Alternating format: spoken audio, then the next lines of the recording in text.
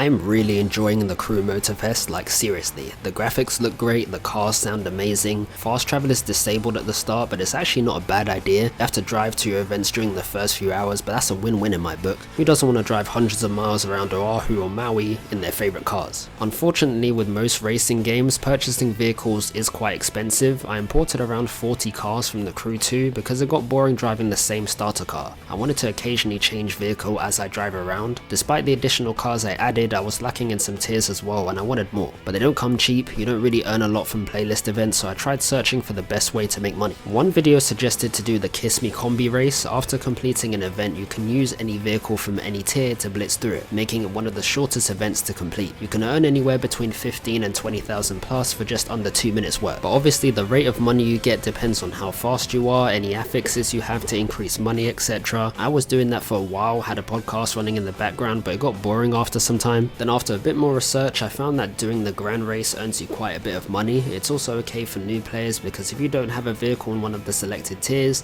they give you a loan vehicle, so you're not left out in that regard. I gave it a try and I instantly realized why people call this a ramfest instead, because my god, it is a chaotic mess.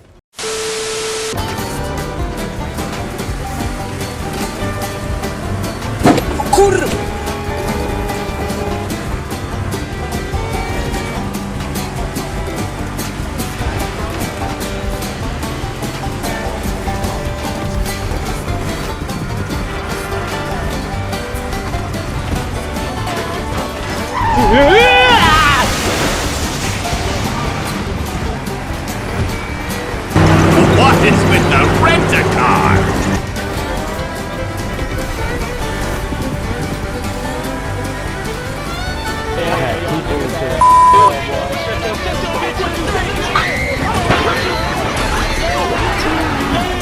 Apparently, even if you finish last or DNF, you get a minimum of 50,000. So I tried doing the maths to compare this to the combi event I was doing, but it's quite difficult to get a definitive or accurate answer. The amount of money you earn in a grand race depends on the position you finish in, so the top 3 can earn just over 100k. The rate at which you earn really depends on how quickly the person in first finishes as well. When the winner crosses the finish line, you have anywhere between 30 seconds and a minute to finish before it counts as a DNF and the race ends. On average, most players finish a grand race within 6 to 8 minutes or so. Your legendary points, affixes and part sets are also disabled for the grand race, so whilst there's an element of fairness, your vehicle may not perform as well compared to a standard single player playlist. If anything, the combi event is more viable since there's more in your control, but it got so draining I decided to grind out the grand race instead. It's a gauntlet of sorts, so you aren't driving the same car throughout. You can choose up to 3 cars from different tiers that will change alongside the track every 10 to 15 minutes on a rotation. So if you are grinding, you can expect to do the same event maybe twice or 3 times depending on how quick you are. Essentially, it makes it less laborious. You're still doing a grand race, but the tracks and cars you drive are always different after certain intervals. I've only got 30 hours in Motorfest as of making this video, and I didn't get much done in the crew too, so my cars aren't in the best condition to finish first, let alone stay in the top 10. I did say that legend points, car parts and affixes are disabled, so everyone has a fair chance, but this isn't necessarily true. Despite this restriction, there are still meta vehicles that typically perform better based on the triad of acceleration, top speed and handling. So if you aren't using those cars, you may be at a disadvantage, but not all hope is lost. I think the key to the grand race is not to focus on the other vehicles, but to focus on staying on track and surviving the first few corners. A lot of players tend to misjudge speed and absolutely send it, crushing anyone who hasn't made it through yet. Wall riding isn't possible on this luckily, so hitting a wall does more harm than good. You'd want to avoid this at all costs. And if players aren't sending it on corners, they're sending it sky high over hills and mountains, me included.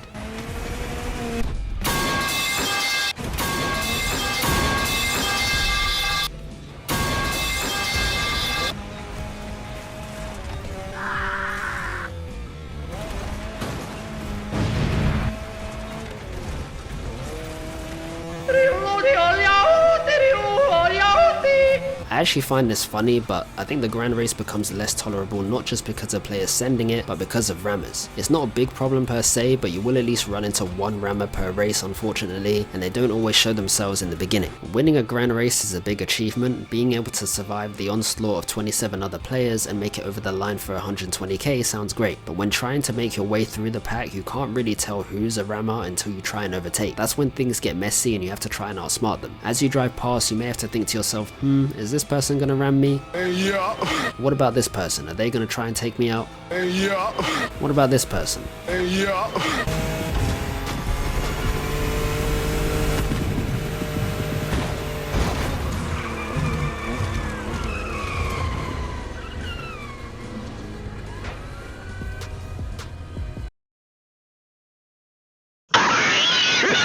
I think this player was taking his highway maintenance job too seriously by making sure the road was clear of everything, including racers. Luckily, most rammers do go a bit overkill in their attempt to take you out, which often results in them taking themselves out by going off track or being forced to reset. But like with every other racing game, you're gonna meet these types of players, it's fate, so there's nothing you can really do except adapt. Occasionally, the grand race will turn off collisions for some races, so everyone will be ghosted. I think this was added in a recent update, and that's the closest it will get to in terms of fairness. People have probably already asked why it's not a permanent thing, and to be honest, I actually found more success or better results racing with collision on rather than off. Because my cars aren't the best in terms of brand and base performance, I can actually try and take advantage of the mistakes of other players who either intentionally or non-intentionally try and crash into one another, or those who can't stay on track. Like I said, if you can survive the first few corners and follow the racing line, you'll be fine. The gap starts to widen between racers relatively quickly, and you'd be surprised at how many players lose control along the way.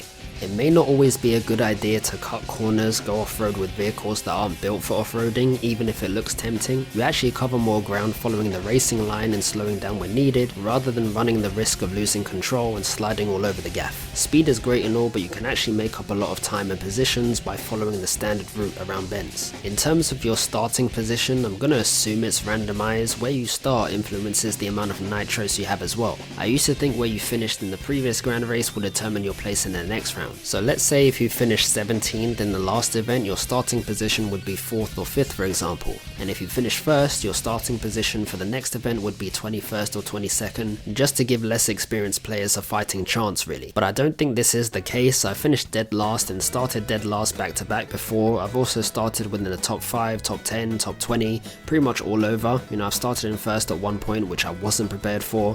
I had a podcast running, so I wasn't going to take this race seriously, but I was given a reason to based solely on my starting position. I still got cooked, by the way, just for your information. I want to say I'm an okay driver. I'm still trying to get used to certain vehicles, but I'm most certainly not an intentional rammer. I don't do that. I want to race fair. I know for hypercars, the Jesko and the Cento Decci are the two most popular, but since I don't have the money yet, I'm stuck with the Diva I got from the Crew 2, and it served me well, all things considered. I think my favorite tier to race in is definitely the Alpha GP. The grip these cars have is insane, so you'll be blitzing through windy roads with twists and turns like it's nothing. But there have been times where I've accidentally collided with other players, and whilst none of the emojis allow you to apologize, I think the players I encountered knew it wasn't on purpose. This KTM or ATV quad bike is the only vehicle that is still giving me trouble. I cannot control this thing for the life of me. My character is doing some crazy dance, shaking back and forth just to keep this thing straight. Now the obvious answer would be to just not use it, but before you enter a grand race, there's a grace period where you can choose the vehicle you want to use for every tier. Unfortunately, this vehicle is the default for the rally tier, so if you forget to change, you're stuck with it, which is why I end up using it so many times. Honestly, driving this thing is a one-way ticket to get bullied off the road, trust me. But despite the lack of control I have for this thing, I'll admit it can be quite fun to use for clown-like driving on two wheels, swerving all over the place, so it's enjoyable on that front. As far as winning goes, I haven't won a race yet. During my first few hours of the grand race, I typically finish anywhere between 15th to 20th position, so not great, but now that I'm starting to remember certain tracks and so on, my positions have improved. I've been finishing top 10 a few times, rocking 7th or 8th position. I even finished 3rd one time. It was a very close battle for 3rd towards the end with 2 other players. Luckily these guys weren't rammers and raced properly, so I enjoyed this battle I had with them. Outside of the chaos though, it's nice to see all the different types of car designs people are displaying. The Crew Motorfest doesn't have the customization level of a Need for Speed game, but you can most certainly improve some physical features, add liveries, underglows to make your car stand out. And I like how creative some players are. The same can't be said for the custom show though, that's a whole different problem in itself. But overall, the grand race is indeed a wild experience. It can be frustrating dealing with rammers and all, but I actually quite enjoy grinding out nonetheless. You get to drive 3 different vehicles in the same event, watch and listen to the sounds of other engines winding up.